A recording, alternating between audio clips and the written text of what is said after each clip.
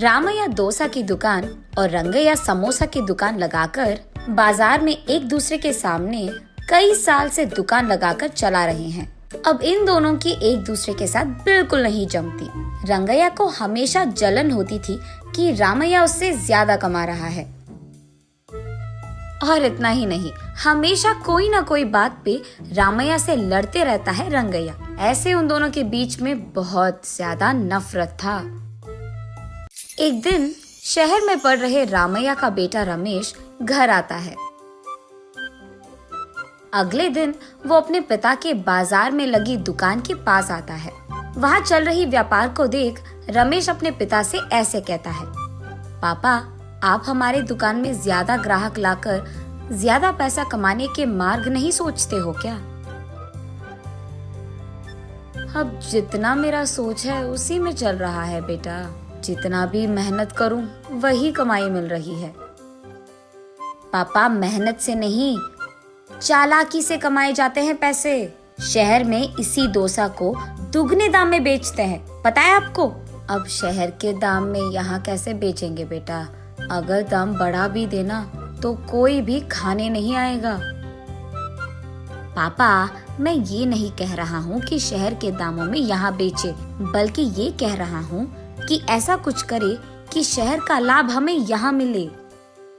तुम्हारा इरादा मुझे समझ में नहीं आ रहा बेटा, थोड़ा समझा दो। आपको समझाना नहीं, करके दिखाऊंगा, ऐसे कहता है रमेश।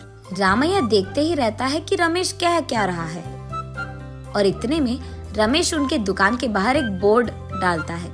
उस पे लिखता है कि हमारे दुकान में जो भी ये स्पेशल डोसा खाएगा उसको 10 साधारण डोसा फ्री में मिलेंगे, और जो भी डोसा आप खाओगे उसके भी पैसे नहीं देने पड़ेंगे। पर अगर स्पेशल डोसा खा नहीं पाए तो 10 डोसा का पैसे देना होगा, ऐसे लिख देता है। बोर्ड पे जो लिखा उसने वही बाजार में जोर से चिल्लाकर सबको सुनाता है। ये सुनकर बहुत लोग खुशी के मारे उनके दुकान पहुंच जाते हैं स्पेशल डोसा खाने। स्पेशल डोसा खाने के लिए मैं तैयार हूँ। नहीं नहीं, मैं तैयार हूँ। ऐसे सभी आपस में बहस करते हैं। तब रमेश उनके दुकान के बगल में एक बड़ा सा टेबल और चेयर लगाकर जो भी इस प्रतियोगिता में शामिल होना चाहते हैं उनको एक के बाद एक इस कुर्सी पे बैठना होगा, ऐसे कहता है। उसके बाद ठीक उस टेबल के जितना बड़ा डोसा वो बनाकर वहाँ लाता है और उस कुर्सी में बैठे आदमी के सामने पेश करता है।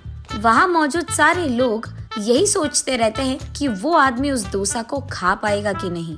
आधा डोसा खाकर वो आदमी, मुझसे अब और नहीं होगा, ऐसे कहकर हार मानकर वो 10 डोसा के पैसे देकर वहाँ से चले जाता है। ऐसे ही एक के बाद एक स्पेशल डोसा खाने की कोशिश करके हार मानकर वहाँ से पैसे देकर चले जाते हैं। ये सब ठीक सामने से देख रहा रंगैया अपने आप में सोचने लगता है कि एक स्पेशल डोसा बनाने के लिए कितने पैसे लगते हैं। उसे पता था कि एक स्पेशल डोसा बनाने के लिए 3 डोसा लगते हैं, लेकिन बाकी 7 डोसा के पैसे तो लाभ में आ गए।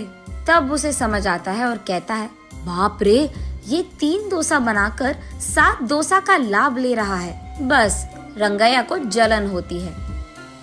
कुछ भी करके मुझे भी ऐसे ही पैसे कमाने होंगे, पर क्या करूँगा?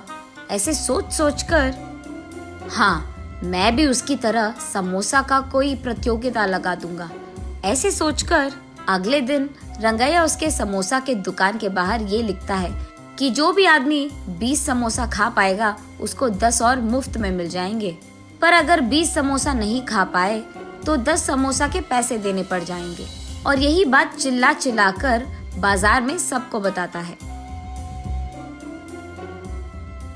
ये सुनकर बहुत सारे लोग रंगैया के दुकान आते हैं प्रतियोगिता में शामिल होने।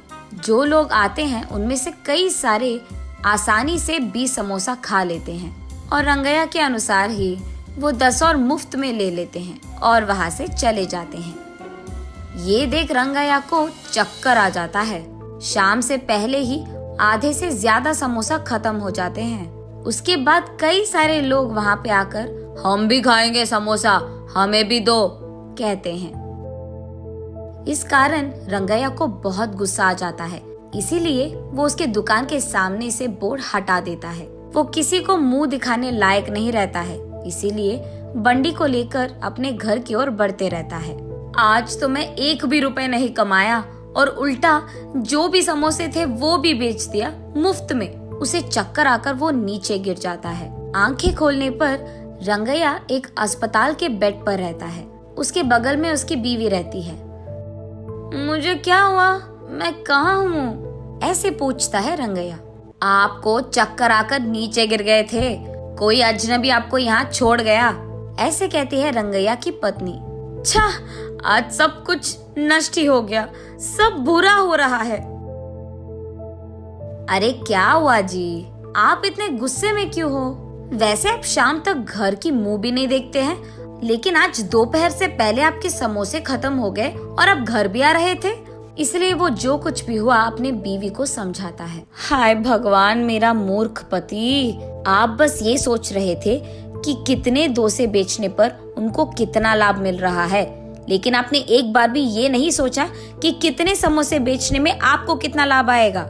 ये प्रतियोगिता शुरू करने से पहले आपको ये सब सोचना था, आपने सोचा भी नहीं, ये तो होना ही था। तब रंगैया को समझ आता है कि किसी और को देखकर हमें वही काम नहीं दोहराना चाहिए और पहले खुद की देखना चाहिए। कुछ करने से पहले 100 बार सोचना भी चाहिए, तब हम सब खुश रह पाएंगे। ये समझता है रंगैया।